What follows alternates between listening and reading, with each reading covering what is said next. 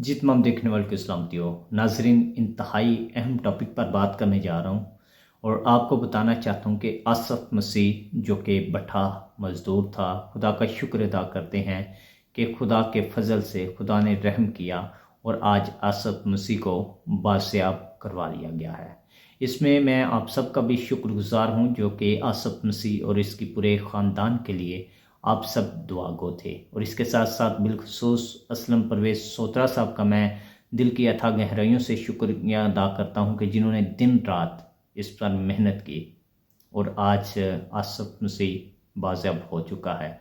यकीनन आसफ मसीह की वीडियो को भी हमने जो है वो अपलोड कर दिया है। आप लोग उसकी गुफ्तगू सुन सकते हैं कि किस कदर आसफ मसीह के ऊपर जुल्म सितम ढाया गया है, डांट के साथ उसे मारा जाता रहा है।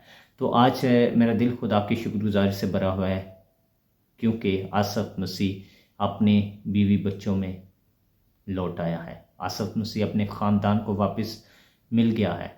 गो कि उसके ऊपर इंतहाई जुल्म सितम ढाए गए हैं, बेचारे के ऊपर बहुत ज़्यादा तशद्दुद किया गया है।